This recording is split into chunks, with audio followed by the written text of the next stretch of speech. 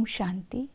19 दिसंबर 2021 की अव्यक्त मुरली से होमवर्क। आज की अव्यक्त मुरली है दिव्य ब्राह्मण जन्म की भाग्य की रेखाएं। आज बाबा को पिता के संबंध से याद करेंगे।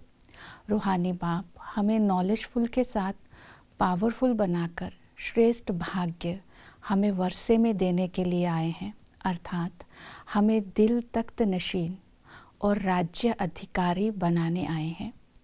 आज की मुरली से हम स्वमान लेंगे, मैं कोटों में से कोई में से कोई श्रेष्ठ भाग्यशाली आत्मा हूँ। गुण लेंगे निर्माणता का और चिंतन करेंगे बाप द्वारा इस ब्राह्मण जीवन में इस दिव्य जन्म की विशेषता और विचित्रता क्या है, उसका चिंतन करेंगे।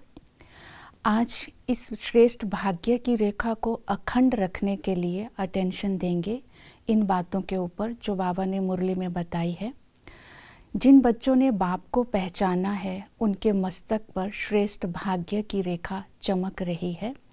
इस दिव्य जन्म में अगर हम धर्म और कर्म के अंतर को मिटा देंगे तो अखंड भाग्य की रेखा सदा ही चमकती रहेगी, अर्थात श्रेष्ठ धारणा करते हुए कर्म में आना है। इस बात पर अटेंशन देंगे। दूसरी भाग्य की रेखा है पालना की रेखा। तो इस समय हमें परमात्म पालना मिल रही है। जो परमात्म पालना में सर्व शक्तियाँ हमें मिल रही हैं, इन सर्व शक्तियों को प्रैक्टिकल में लाएंगे तो भाग्य की रेखा अखंड रहेगी।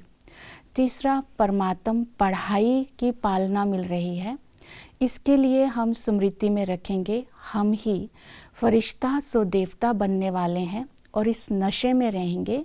पढ़ाने वाला एक, पढ़ाई एक, तो पढ़ाई का नशा और पद का नशा रहे तो ये श्रेष्ठ भाग्य की रेखा अखंड रहेगी। तीसरा, हमें भाग्य की रेखा बाबा ने देखी निस्वार्थ सेवा की। तो निस्वार्थ सेवा के लिए आज हम याद रखेंगे सेवा करते हुए बीच बीच में साक्षी होकर के सेवा करनी है, किसी के झुकाव में नहीं आना है। और 3 वरदानों को प्रैक्टिकल में लाएंगे जो बाबा ने अंतिम समय दिए थे, निराकारी, निर्विकारी, निरअहंकारी। निराकारी होकर के सेवा करेंगे तो आत्माओं को तीर लगेगा, अर्थात स्मृति स्वरूप से सेवा करनी है। निर्विकारी होकर के सेवा करेंगे तो शूद्र से ब्राह्मण बना पाएंगे, अर्थात स्वयं में विकार का अंश ना हो। और निरअहंकारी बनकर के सेवा करेंगे तो आत्माओं का निर्माण कर सकेंगे। इसके लिए निर्माण होकर के सेवा करनी है। तो इस विधि से सेवा करने से सफलता भी होगी। और अखंड भाग्य की रेखा रहे तो हम बाबा को फॉलो करेंगे। तो बाबा ने कहा फॉलो फादर करना है। बाबा की अंतिम स्टेज थी निराकारी, तो हमें भी निराकारी बनने के लिए बुद्धि का समर्पण करना होगा। और दूसरा, बाबा ने कहा कि सर्व का स्नेही बनना है तो सरलता और सहनशीलता को लाना होगा। और बाप समान निर्मोही बनना है, मोहजीत बनना है तो सब कुछ विल करना होगा। इस तरह हमारे मस्तक की भाग्य की रेखा अखंड रहेगी। तो इन बातों को आज की मुरली से हम धारणा में लेंगे। ओम शांति।